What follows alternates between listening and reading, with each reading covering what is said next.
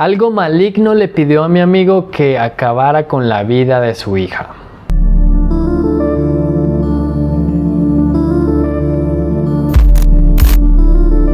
Una sombra se escondía, pero al bajarnos de los autos se sentía una vibra muy extraña, como pesada y negativa. Sentí que del río venía como un chapoteo fuerte y risas que no distinguía por los truenos. La niña gritaba señalando hacia el marco de la puerta que daba al patio del río, y cuando fue a agarrarla algo le gritó en el oído varias veces. Buenos días, tardes o noches. La historia empieza así.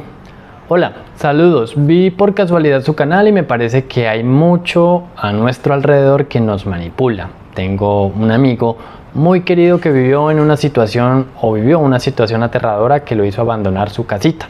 Somos oriundos de Venezuela, en un municipio llamado Puerto Cabello del estado Carabobo. En este municipio hay un pueblo en las montañas de Patanemo llamado Primavera.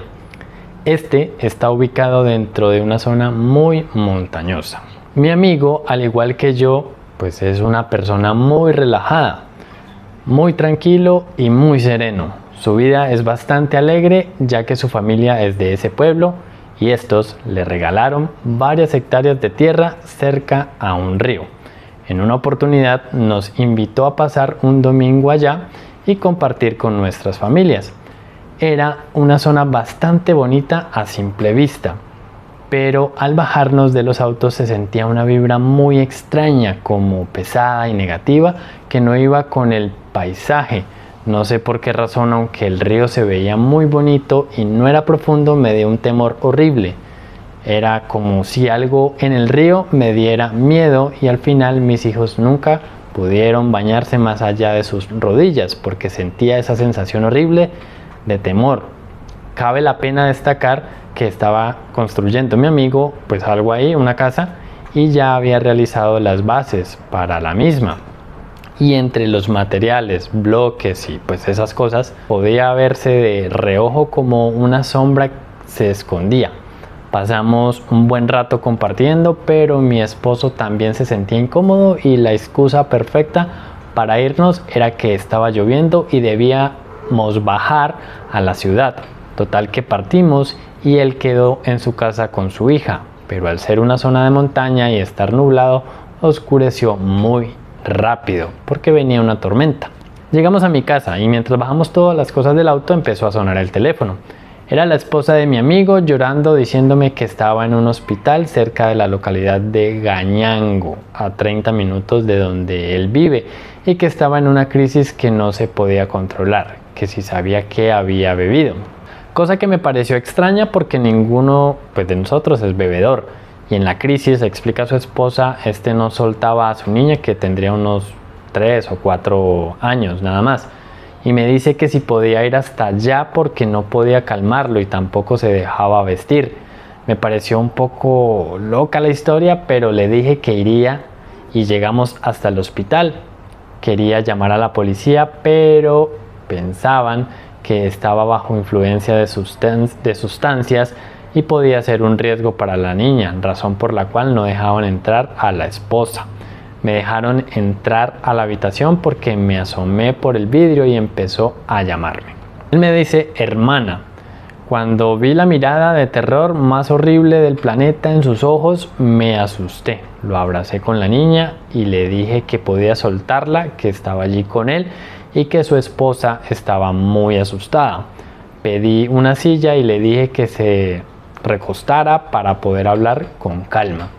Yo estaba súper asustada, nunca lo había visto así y no entendía cómo llegó a ese estado, si estuvimos compartiendo y no estaba borracho ni con furia, y era un temor horrible que emanaba de su cuerpo.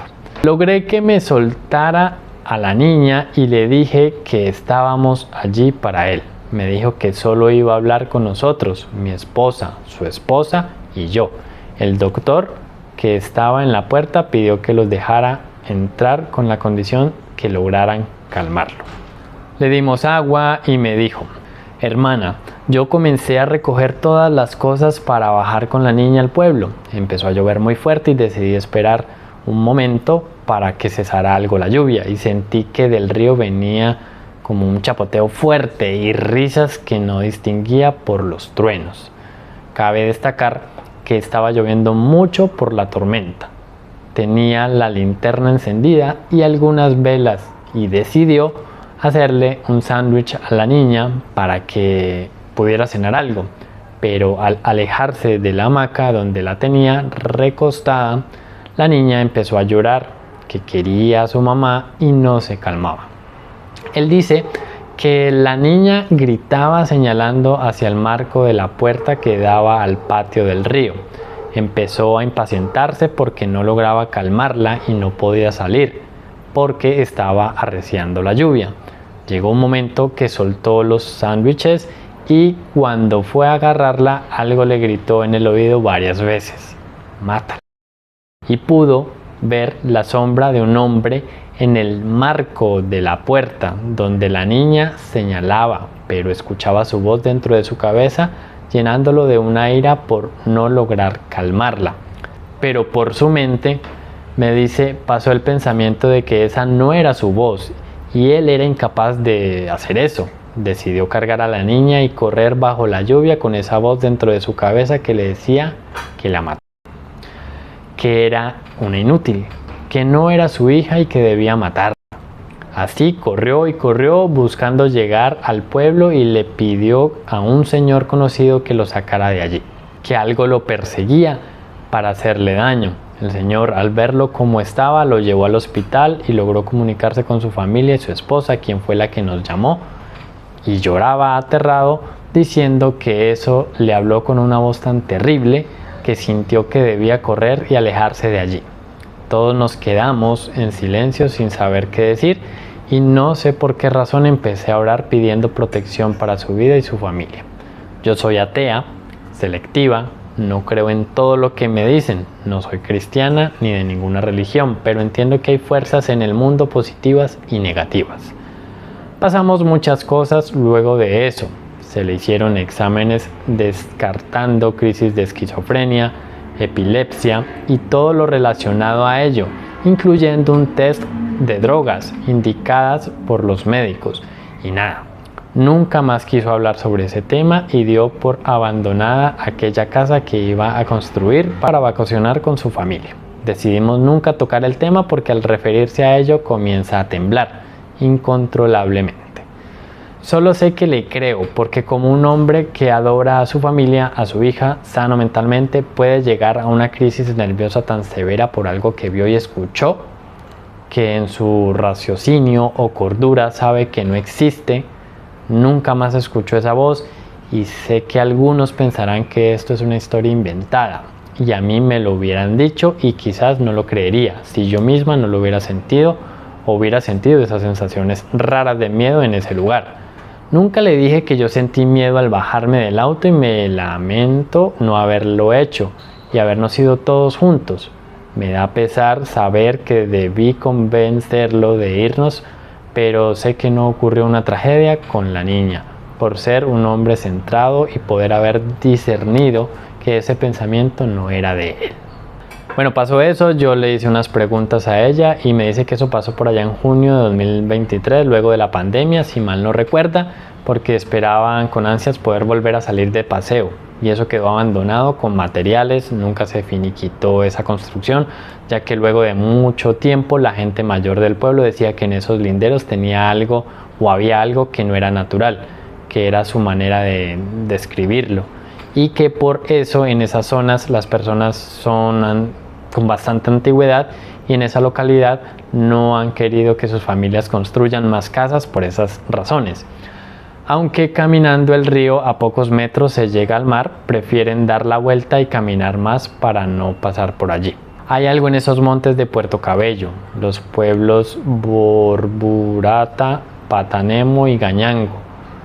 Fueron los lugares donde llegaban los barcos negreros y de hecho acá llegó el último de ellos llamado Roma Libre. Muchos pobladores ya mayores dicen que en esos montes hubo mucha tortura de los negros que se escapaban de los españoles, tanto así que hay zonas donde nunca han construido. Después de tanto tiempo Creo fielmente que algo hay en esos montes, algo que a simple vista no se ve pero se siente, que es una sensación bastante maluca y ahí hay algo maligno o que no se debe estar allí. No sé cómo explicarlo, pero algo pasó esa noche que a mi amigo lo marcó para siempre con miedo y a nosotros nos llenó de esa certeza de que la intuición no miente. Cuando uno tiene esa sensación de que algo está mal, por muy bonito que se vea todo, hay algo que puede entrar en los pensamientos de las personas y hacerlas realizar cosas malas. De eso no me queda alguna duda. Luego de ello, me doy cuenta que quizás cuando las personas dicen algo, pues no están mintiendo. Al final yo le pedí autorización para hacer el uso de la historia y me dijo que sí, obviamente omitiendo los nombres de las personas involucradas. Usted saca la conclusión, ¿qué cree que es esto? ¿Conoce los lugares? ¿Le ha pasado algo similar? Déjelo aquí en los comentarios, comparta el video, suscríbase al canal y nos vemos en una próxima oportunidad. Yo soy Steven Sarria Sandoval y les dejaré la pregunta acostumbrada. ¿Crees en todo lo que te dicen como te dicen que lo debes creer? Hasta luego.